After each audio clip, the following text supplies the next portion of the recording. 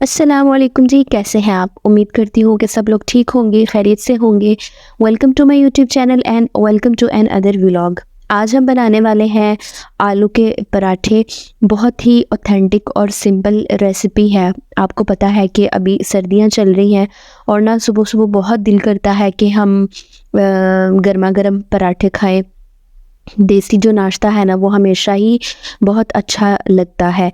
तो मैंने बॉयल कर लिए थे आलू अच्छे तरीके से और ये बिल्कुल गरमा-गरम ही हैं अभी और इनको ना मैं मैश कर रही हूँ इस मैशर की मदद से, ठीक है। इनको मैश करने के बाद ना इनको स्मूथली मैश कर लेना है और उसके बाद फिर हम इसमें डालेंगे अपने मसाला जात, वो भी मैं आप लोगों के साथ शेयर करूँगी। इनको मैश करना है जो वो बिल्कुल स्मूथ मैश होना चाहिए। अगर इनमें पीसेस रहेंगे ना तो फिर पराठे जो है ना वो पतले नहीं बनते, ठीक है। अगर इनमें बीच में मोटे-मोटे चंक्स रह जाए ना तो फिर पराठे भी उसी तरह के बनते हैं। तो यहाँ पे मैंने सबसे पहले ऐड कर दिया है नमक हस्बे ज़ायक़ा। आपने अपनी क्वांटिटी और अपने ज़ायक़े के अकॉर्डिंगली नमक ऐड कर लेना है। उसके बाद डाल दी है कुटी हुई सुर्ख मिर्च, ये हमने डाली है जी 1 चम्मच। अगर आपको कम मसाला पसंद है तो डेफ़िनेटली आप इसको कम या ज़्यादा कर सकते हैं। उसके बाद मैंने डाल दिया है ज़ीरा। ज़ीरे के बाद हम डाल देंगे खुश्क धनिया, वो भी हाफ़ टी स्पून है। और इसमें मैं थोड़ी-सी ना काली मिर्च भी ऐड करूँगी क्योंकि आलू जो है ना इनके साथ काली मिर्च का जो कॉम्बिनेशन है ना वो बहुत अच्छा लगता है। प्लस ये मेरे पास है धनिया और पुदीना, मैंने मिक्स करके उनको काट के रख लिया था पहले से ही, ठीक है। आप चाहें तो सिर्फ़ धनिया डाल सकते हैं और आप चाहें तो इसमें पुदीना भी ऐड कर सकते हैं। पुदीने की ना खुशबू इसमें बहुत अच्छी आती है। धनिया आपको पता है कि डेफ़िनेटली वैसे ही बहुत अच्छा लगता है पराठों में। तो ये इनका जो कॉम्बिनेशन है ना ये बहुत अच्छा बनता है। फिर इसको हम मैं चम्मच से भी इसको मिक्स कर सकती थी लेकिन नमक मिर्च का जो है ना वो अच्छी तरह से मिक्स करने के लिए हाथ का ही इस्तेमाल ज़्यादा बेस्ट रहता है। जब मुझे आलू के पराठे नहीं बनाने आते थे ना तो मैं ये सोचती थी कि ये बिल्कुल स्मूथ कैसे बनते हैं। अगर हम कोशिश भी करते थे ना तो सही नहीं बनते थे। तो आलू के पराठों के लिए हमें या किसी भी तरह के पराठों के लिए ना हमें हमेशा अपनी अम्मी की ज़रूरत पड़ती थी कि दूसरी रोटी तो हम फिर भी बना लेते हैं लेकिन ये वाले जो पराठे हैं ना फिलिंग वाले, उनके लिए हमें हमेशा अम्मी की ज़रूरत पड़ती थी। तो आहिस्ता-आहिस्ता जब शादी हुई और फिर अपना घर सँभाला तो फिर ये जो है ना टिप्स एंड ट्रिक्स जो हैं वो समझ आती गई और अब बिल्कुल वैसे ही पराठे बनते हैं जैसे कि अम्मी बनाती हैं, ठीक है। तो इसकी जो सबसे बड़ी ट्रिक है ना वो मैं आप लोगों के साथ शेयर करूँ तो सबसे बड़ी ट्रिक तो ये है कि आपका जो आटा है ना वो फ्रिज का नहीं होना चाहिए। लाइक आपने इसको गूँध के जैसे गूँध के रात को रख देते हैं और सुबह उठ के पराठे बनाते हैं ना, वो वाला नहीं होना चाहिए क्योंकि उससे ना फिर आपके पराठे ख़राब हो जाते हैं। वो आटा सख्त हो जाता है या उसकी वो जो लेस आप कह लें कि आटे की होती है ना वो प्रॉपर नहीं रहती। एक तो ये और दूसरा ये कि जो आपने इसका बनाना है ना जो फिलिंग बनानी है आलू की, वो बिल्कुल स्मूथ बनानी है। उसके अंदर ना बहुत मोटे-मोटे चंक्स नहीं होने चाहिए। कुछ लोगों को चंक्स पसंद होते हैं कि थोड़ा-थोड़ा जो आलू है ना वो रह भी जाए तो कोई बात नहीं। तो वो कोई बात नहीं, लेकिन अगर इसमें बहुत मोटा-मोटा चंक्स आएगा ना तो फिर वो पराठा फट भी जाता है और बारीक भी नहीं बनता। वो आपको मोटा ही बनाना पड़ता है, बारीक नहीं बनता। तो इसके ख़्याल से ये 2 ट्रिक्स हैं। और तीसरा कि ये जो आपने इसकी फिलिंग तैयार की है ना ये बिल्कुल गरम-गरम नहीं होनी चाहिए, उससे भी जो है ना रोटी वो फट जाती है। अभी मेरी फिलिंग जो है ना ये गरम फ़ील हो रही है लेकिन ये इतनी गरम नहीं है कि ये रोटी को ख़राब करे, ये बस नॉर्मल सी है।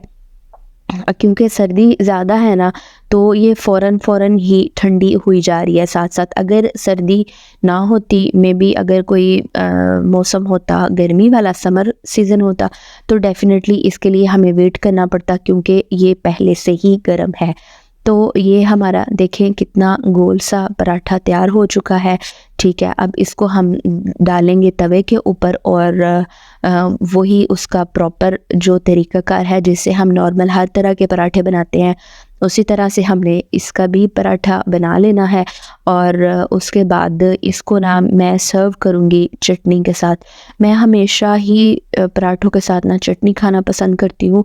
कभी कभार यूँ दिल करता है कि ना पराठे के साथ चाय हो, ठीक है, क्योंकि सर्दी है डेफ़िनेटली, तो मोस्टली तो मैं दही के साथ ही इसको एंजॉय करती हूँ। और कभी कभार जब दिल करे तब हम इसके साथ चाय, और नाश्ते के बाद तो आपको पता है कि सभी लोग चाय लाज़मन पीते हैं। तो आपका जैसा दिल करे आप उसी तरीके से आप इसको एंजॉय कर सकते हैं।